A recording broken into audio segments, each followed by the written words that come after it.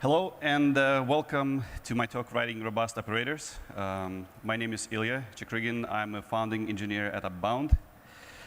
I'm also super tired, like most of you probably, and unlike most of you, I'm super nervous. And also, I'm a lead maintainer on Crossplane, open source project we started about 8 to 9 months ago at Upbound. We open sourced it right before KubeCon in Seattle last December. Crossplane is an open source multi-cloud control plane, and without going into any more details, Crossplane is operator.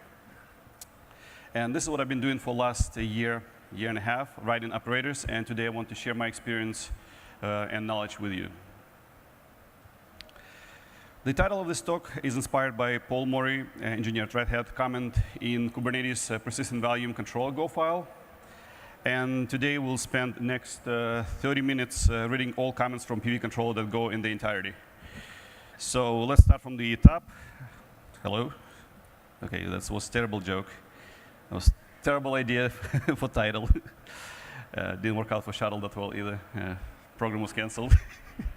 So I guess there is a lesson for there somewhere. OK, joking aside, I think this comment captures precisely the spirit and intent of this presentation, writing robust Kubernetes operators. OK, Kubernetes is an incredible product. It revolutionized orchestration of containerized workloads and services. And when I started with Kubernetes about 2015, I was sold an idea of Kubernetes. But at that time, all I knew and cared about writing and running controllers. Oh, sorry, containers. It took some time for me to realize that arguably the best feature of Kubernetes is Kubernetes API, with its declarative style versus traditional imperative, where users express captures wants versus how to accomplish things. It's level-based versus edge-based, which enables robust behavior in the presence of missed intermediate steps changes. And it's complete and authoritative. And last but not least, it's extensible. And this is what the rest of this talk about. So you can customize Kubernetes via either configuration, and when you change, let's say, config files for Kubernetes API, controllers, kubelet, or extensions, which involve running additional programs. Kubernetes is designed to be automated by writing client programs, and any program that read and write to Kubernetes API can provide useful automation. There is a specific pattern for writing client programs that work well with Kubernetes called the controller pattern. And controllers typically read object spec, do things, and then update object status. Custom resources are extension of Kubernetes API. And there are two types. Either API aggregation allows you to provide specialized implementation for your custom resources. To do that, you need to write your own API server to support your API types. And there's also, you can define CRDs, which separate objects, which you can create your schema and type. And you can register it and store it in existing Kubernetes API.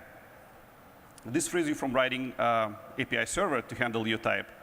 But generic nature of the implementation means that you have less flexibility than in API aggregation. Kubernetes application is an application that is both deploying Kubernetes and managed using Kubernetes API and kubectl tooling. An operator term, if not invented, at least was pioneered by CoreOS, and is a method of packaging, deploying, and managing Kubernetes applications. So how do I write the operator? Probably two most popular frameworks today to write operators are based on controller runtime.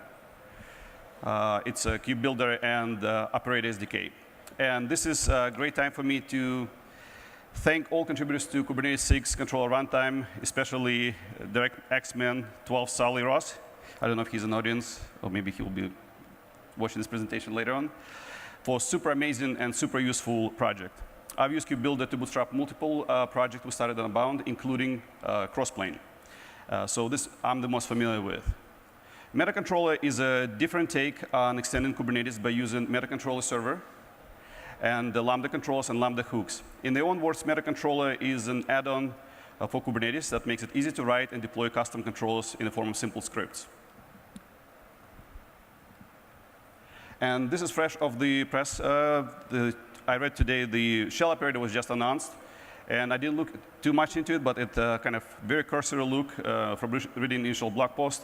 It's very similar conceptually to metacontroller in terms of using shell script hooks. Then, of course, there is a lower-level operators like Rook Operator Kit, probably one of the oldest frameworks, and is very popular within a Rook community and outside of it. It's pretty low level, as I mentioned. It's very close to raw client Go, and also sample controller, which is basically an example how to write your own operator implementation from scratch using client Go. So the big question, which framework would you like to use, or do you want to use to write your operator? And I think the answer is not so straightforward. If you are new to operators, I would recommend to use controller runtime, whether it's kubebuilder-based or operator SDK. Now, if you feel like controller runtime is too restrictive because it introduces too much magic, which Darren very correctly pointed out, it's kind of sometimes hides details from you, it's harder to understand. Then I also agree with Adrian from Admiralty tweet back saying that intent of controller runtime perhaps to make the writing controllers approachable for general developers. It's a good place to start. And you don't need to worry about all the nitty-gritty details of the controller, which can be quite a formidable challenge. And most of the times, writing many operators in cross-plane and outside of it at Upbound, I found that controller runtime is quite adequately satisfy your needs for writing an operator. And again, if you find yourself being constrained by controller runtime, you can always refactor later and go into the example of either Rook or sample operator. So let me just do a quick poll of hands. How many of you have written operator? OK, so we have pretty good number of people. So I'll quickly skip to the next slides, which deals with the description of type, and I jump straight into controller. Control loop roughly can be described by following state. Controller is effectively a component which you write code for and deploy into Kubernetes, which will process your types. Can be roughly described by following state, and this is a diagram I borrowed from the blog from Couchbase. You have it's observe state, analyze, and react. So in general, in controller reconcile loop, you will retrieve your object based on key, and you will retrieve the specs for that object, and you will analyze desired state, which captured in spec, with the state of the system. And you perform several steps if needed. And then finally, you will save the status of those steps in the status of your object. Sorry. So when you deploy operator which manages Kubernetes types in the same cluster, typically both operator and the objects it produces or manages will be deployed in the same cluster. So when you write operator which manages external types, let's say a cross-plane, for example, it manages types using public cloud APIs, let's say spin up me a RDS database or create GCS buckets and so forth. Then steps are exactly the same, except the diagram slightly different. The operator will make external calls. However, it also has this ramification on the keeping state of those objects because they're not sharing the same notification mechanism, so you need to do a little bit extra work. It also requires a little bit extra work to clean them up.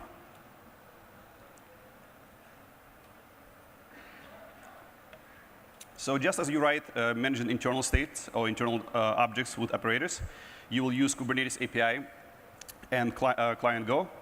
And as we, in crossplay, for example, managing external objects, we use cloud providers APIs and the respective Go clients. And of course, there could be other external objects as well. Quick note, you can also use manage external objects with the Kubernetes API if you manage other objects in other clusters. As I have mentioned, the controller runtime does a great job of hiding all the low-level details of watchers, informers, indexers, and so forth, and presents rather clean reconcile interface. Reconcile function is called to handle object which was enqueued into work queue for processing, and this happened via external update or internal. In this context, external or internal means external to this controller. Example of external would be you use kubectl to create your object, or use kubectl to apply changes to your object. Internal, when you process your object in controller, you want to update some states, whether it's metadata, whether it's spec or status. Reconcile function returns two values, result always, and error if any. And quickly recap on requeue. On result, it has the different requeue properties. When you set it to true, in other words, you say, I want to requeue this object for next processing. Typically, you want to use it when you encounter some error condition. In other words, that is saying that I could not fulfill reconciliation at this loop. I want to requeue it and process it again. You need to be cautious with requeuing, using it for waiting states. For example, when you create external resources, it takes time for them to get provisioned. So you say, OK, I issue a request to create bucket. I want to now go away and come back next time and to check on it again. So if you do requeue true, it will fulfill that functionality. However, there is a ramification. Typically, when you enqueue object, it has two interfaces in control runtime. It's called delayed, and the one which is causes exponential backoff, now name escapes me. Using those two interfaces, let's say, for example, if you requeue true, it will cause exponential backoff. So if you use it frequently, your object will be delayed in the queuing further and further and further. And this is what happened initially in crossplane when we, let's say, waiting for Kubernetes cluster to come up as external resource. We'll be requeuing, waiting for it, and it will increase exponential backoff. So by the time external resource is ready, we're so far back in exponential backoff that our controller simply sits idle waiting for object to be enqueued again. And we have this gap of minutes, sometimes up to 5 minutes, where our state in the controller on object doesn't match the state of external resource. So be careful with that. It's not a good thing to use for waiting. Instead, consider using the requeue after. Very similar. It's using, however, delayed interface. And what it does is say, hey, I'm provisioning external resource, which takes about 5 minutes to provision. So I will go ahead and I will requeue after 5 minutes. After 5 minutes, it gets placed on the work queue if there's no external changes. And then you perform functionality again, and hopefully, if resource is ready, you update your status. However, if it's not ready, then you can use more gradual, saying, OK, from this point on, requeue and wait for 10 seconds. Because it's almost ready, I want to have more frequent checks.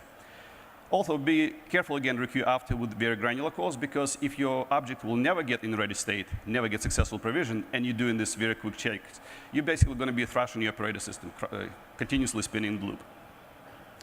Requeue false basically means I'm done with it. Forget about it. I don't need to process it anymore. Don't notify me anymore with that. The only time you will get notified back if somebody externally added, let's say somebody do kubectl update or kubectl delete on it. And finally, there is a sync period control manager property, which basically said that at a given point, I want everything to be refreshed. It's like a global refresh. For simple projects, maybe it's not the bad thing to use. However, by default, value of sync period set to 10 hours. And maybe it's deliberately so, kind of discourage you from using it to maintain state of your system. However, you can tweak it, and you set to a shorter period of time. However, be careful, again, if you set it, even with a system, with a simple project like has one type, you can have many instances of the same type. So if you set it to a very short period of time, let's say requeue every 10 seconds, you'll find yourself spinning and refreshing many objects very frequently, and you're going to always have a busy loop without actual external change or state change. So the big question, and this is metrics we used in crossplane, whether requeue or not to requeue. And the answer is both. You always requeue, however, just when. So if the object state is dirty, in other words, been updated externally or internally, it will be always immediately requeued and put on the queue. If the object is in clean state, next cases, then if you have an error, it will go and be requeued via exponential backoff, rate limiting interface. That's the term. And if you said requeue is very similar to error, also rate limiting interface, exponential backoff. If you do requeue false, you're not going to get requeued again unless it's been externally updated. And of course, now you have this requeue after. We can actually explicitly set delay when you want to get requeued. Yes, quick word about status. In early days, Kubernetes type used phase to track the object status, and phase was deprecated because I think it's adequately captured the status of an object. It's more of a state machine rather than actual state of an object. Today, it's encouraged to use, and by IPA convention, it's encouraged to use conditions. Conditions represent the latest available observation of object state. Conditions should be added to explicitly convey properties that users or components care about, rather than requiring those properties to be inferred from the other observations.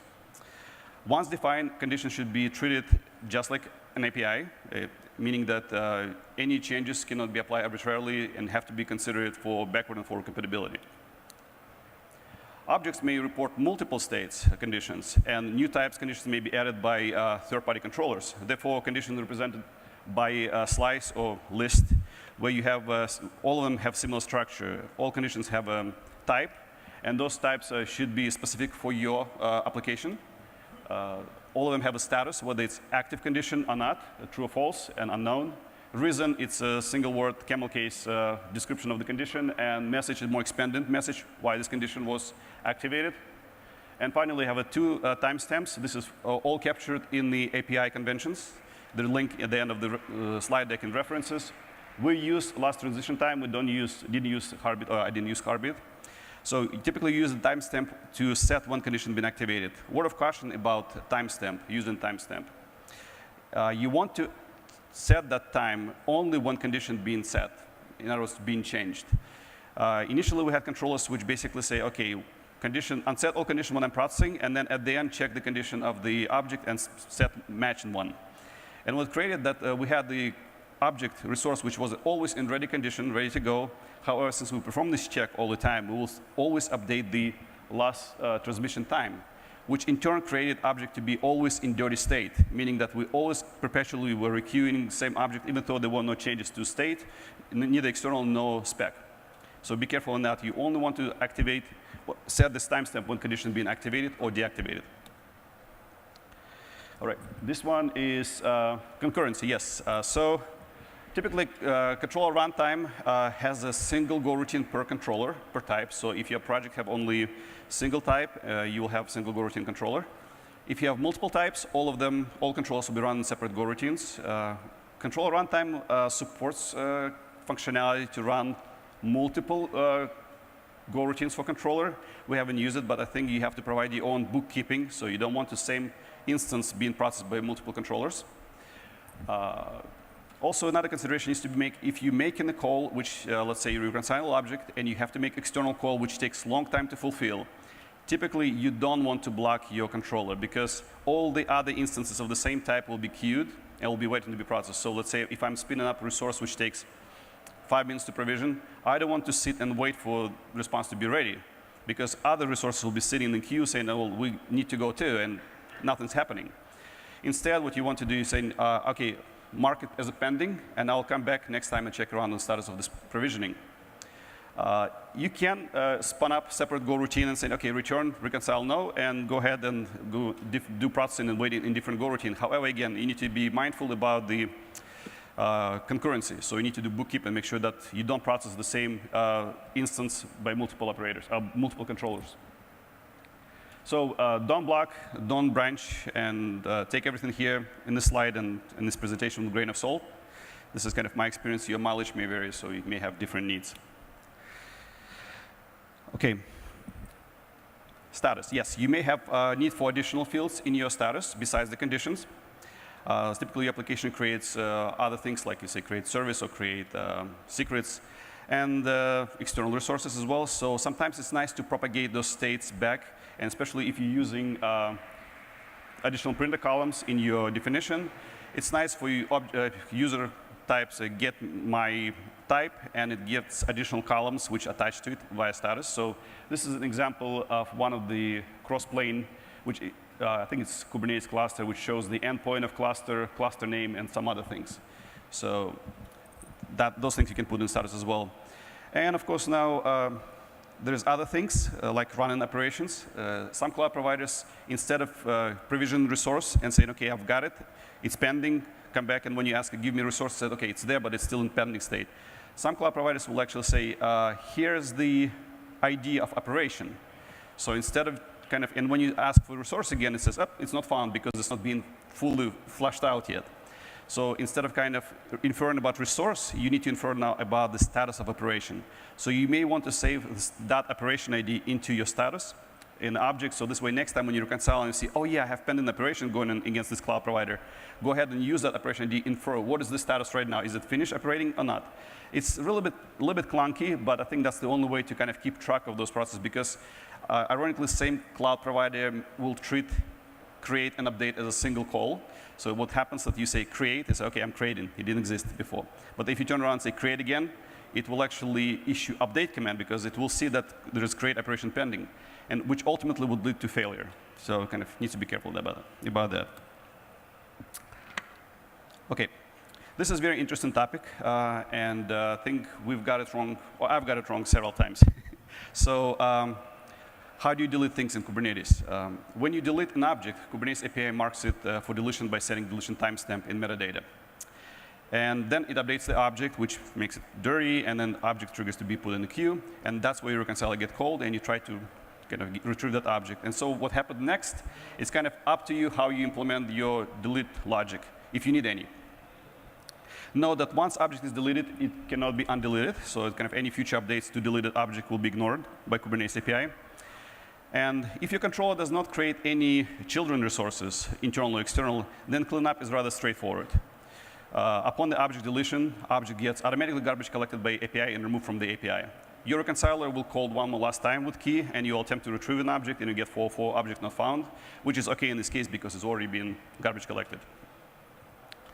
Now, when your controller creates additional Kubernetes resources, for example, the deployment or secret or external resources, then there are a few options you need to consider.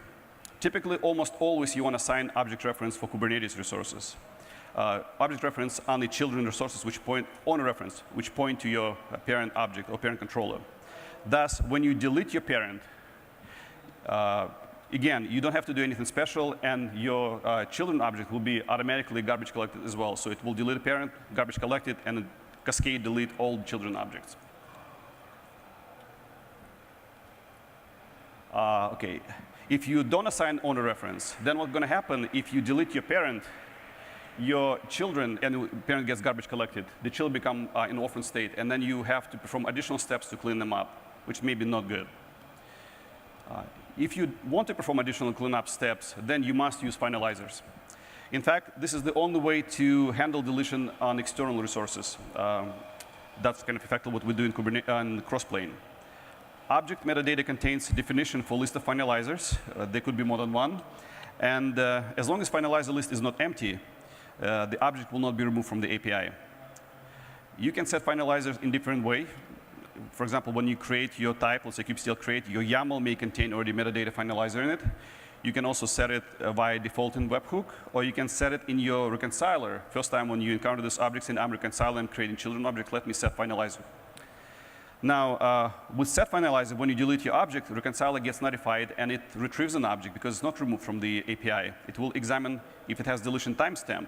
And if it says, OK, yes, deletion timestamp is set, then I need to perform some deletion steps. And once it performs those steps and cleanup is successful, then controller can remove finalizer. And again, it goes through the standard garbage collection. If there is no more finalizers in the list, it's get garbage collected and removed from API automatically. And finally, a quick word about the foreground deletion policy. Chances are that you will never need to use it. The key difference between foreground and background policy is that with the background policy, when parent object is marked for deletion, it's removed and garbage collected, and then children kind of suffer the same fate. In foreground policy, parent object marked for deletion, but it's not removed from API. Instead, all children then get marked for deletion and garbage collected. And then once all children are gone, then parent gets garbage collected as well. So the good use case for that may be kind of contrived, but what we've experienced sometimes is that if your children object depend on some properties of your parent object, for example, it needs some connection reference or something like that, if you delete parent first, your children cannot retrieve it anymore. And they become stranded and orphaned, not by intent, but as a matter of fact. So you may use this foreground policy. And another note about foreground policy that it cannot be activated from kubectl. So if you try to say kubectl delete, you cannot set foreground policy. In order to achieve that, and again, there is a issue, GitHub issue against that. I linked it in my reference slide. If you want to achieve foreground policy through kind of from client side, you need to use curl command, where you will say curl this API request with the options, deletion options. OK, let's a couple of words about the issues we've encountered while working with controller runtime. Controller runtime, or not so much controller runtime, but rather controller tools, which kind of comes with it, which enables you to bootstrap and set up the additional inventory tasks like generating CRDs and so forth. They're very particular about the project structure, and I think maybe it's a good thing. It basically expects your types to reside in specific directory structure. Like you're going to have your APIs, and you have a group version and your type. If you deviate from that layout, then when you try to generate CRDs, it may not work through control tools. We kind of, in cross-plane, when we initially bootstrapped the project, we decided to go monorepo, and we like lump a lot of cloud providers, and all types and groups into one project, which maybe in hindsight not necessarily a good thing. We're kind of still on the fence about that, but what it led to, we realized that we need to subgroup further down.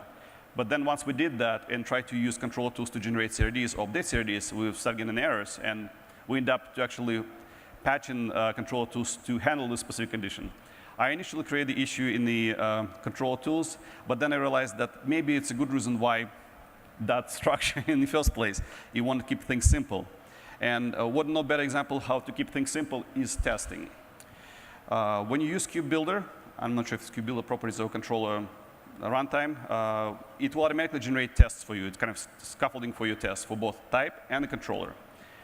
So the way type test is set up, it will basically, every time you run test, it will spin up new Kube API and new etcd. So you have this pristine API to which you can register your type and perform some tests, which is great because you always have this reproducible tests.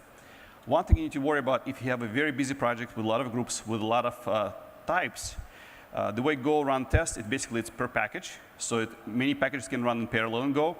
So imagine if you have many, many groups, let's say 10. And all of them are going to run in parallel. So you're going to have 10 sets of Kube API and etcds, which can be taxed on your system.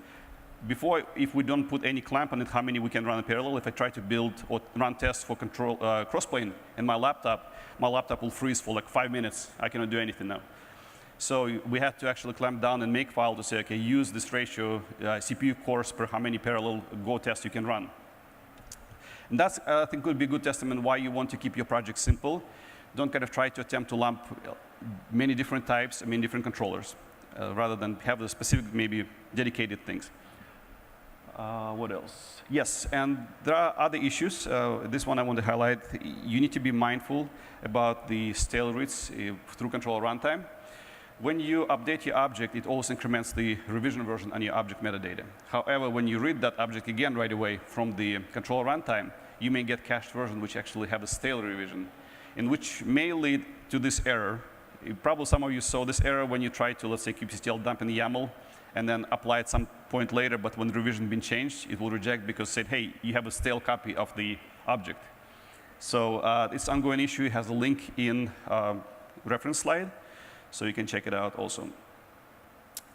So takeaways from this presentation. Try to keep your operators simple, if it's possible. Start with control runtime, KubeBuilder operator SDK. And if it's too much magic for you, refactor and use either Rook or sample controller. Try not to prematurely optimize your types, specs, or statuses. In other words, do not try to share them right away. Watch out for busy reconciliation loops. We didn't even know that we have busy reconciliation loops in crossplane until we added some login, and all of a sudden, when I run my controller, I just see a wall of same message coming through because the controller constantly spinning. Stick with defaults when makes sense. For example, for unit tests for types or project structure. Change defaults when they don't. For example, unit tests for controllers also kind of tries to use the same integration like unit testing, where you spin up the Kubernetes API and etcd, and then use this controller like running entity, and you try to test it. While it could be simply tested with the Go unit test, so just run standard unit test against this function, which works great. Collect your garbage. And get involved. As I mentioned earlier, I started with Kubernetes about 4 years ago. And in my previous life, I led Kubernetes migration effort at HBO. So, and it culminated in running Game of Thrones season 7. It was a big milestone for us for production readiness. And the big factor of success back then, and still true now, is this active and vibrant Kubernetes community. So I encourage all of you to become part of it. And with that, I have this reference list, so you can actually, when you download the presentation, check it. And I will open the floor for questions. This is the end of my presentation, so I want to thank you, all of you, for coming and listening.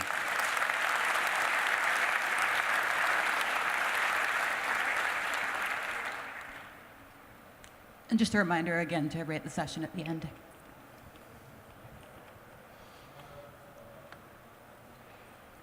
So you're resilient operator, how do you respond to different event types, such as failed PV and so on? I mean, you're not guaranteed to get all the events, correct? Right. So how do you handle that? That's a good question. I'm not sure I'm fully prepared to answer it, but I think if I put it in the context of the controller runtime, you will always get the notification with the key. And what you will do, you basically retrieve the object from the underneath API, and you examine the state of the object against the desired state of the object against the state of your system. Then you perform reconciliation. When you do external resource management, let's say I'm retrieving state and say, okay, I'm supposed to have this database with this many replica. What is my state right now? If the state identical, then I can continue reconciling and say I'm done. Otherwise, I'll perform steps to update it.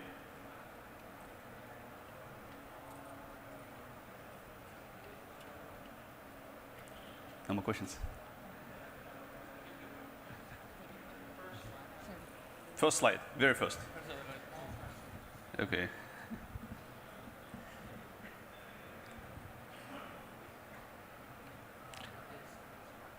Oh, with the comment. Or you can find that comment in the Kubernetes Go. Hi, newbie question. Operators are new for me. I was wondering if there are use cases you would discourage use operators for.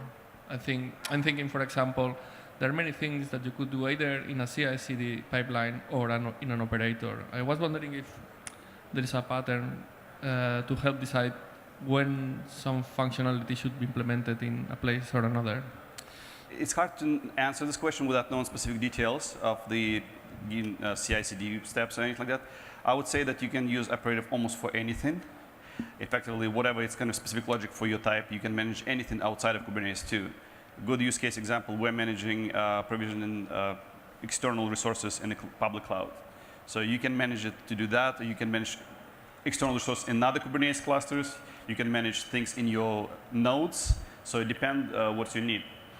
So it's kind of hard for me to answer. If you want to, we can discuss more specific details about your CI/CD thing.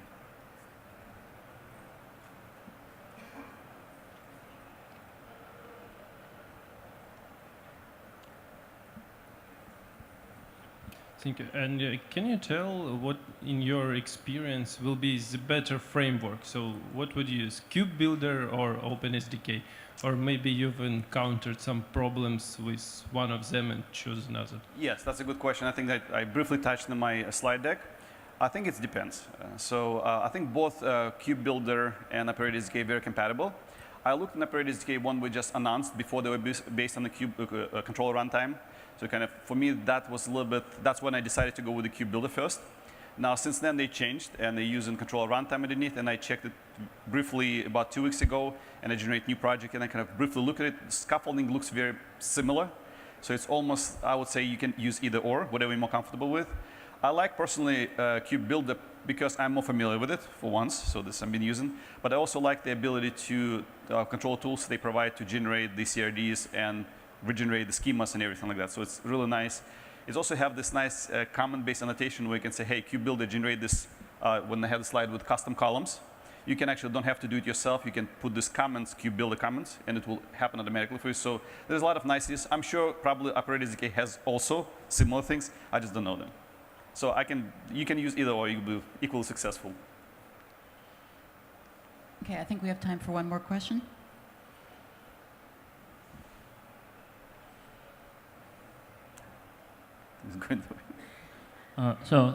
Thanks for the talk. My question is, one problem I often ran into while writing tests for a controller was waiting for reconciliation. It's basically two approaches work, like waiting for some time till there are no more reconciliation requests, yes, or just turning off caching, which helped in some cases. Mm-hmm. But the second approach maybe is not very correct, and the first one makes tests take forever to run. Any advices on how yes, to handle that? So as I mentioned earlier, that we used initially the default test harness when it stops the control test and it starts the control, it will start API and etcd, and then basically submit object there, and your controller actually running. So you kind of run the concurrent test. You have a controller running, and you have your test running, and you try to kind of synchronize and see, okay, what's the reconciliation step right now. It was a little bit difficult to time responses, especially because if you mutate object state, it will automatically get requeued. So it's kind of hard to assert result. So what we ended up doing, we completely stopped doing that, and instead we just use basic unit tests for reconcile function, where you can actually say call it once, go through the function flow, run, and then basically examine the output. And you can repeat that with the different input parameters, because remember, the reconcile function makes a decision based on the object state. So you can actually then, if you want to alter a different path, you can say, okay, now set this state in my object, or set the mock object, whatever you're using for your external resource. So I would recommend to use that. Thank you. Mm-hmm. All right, thank you very much, Illya. Okay.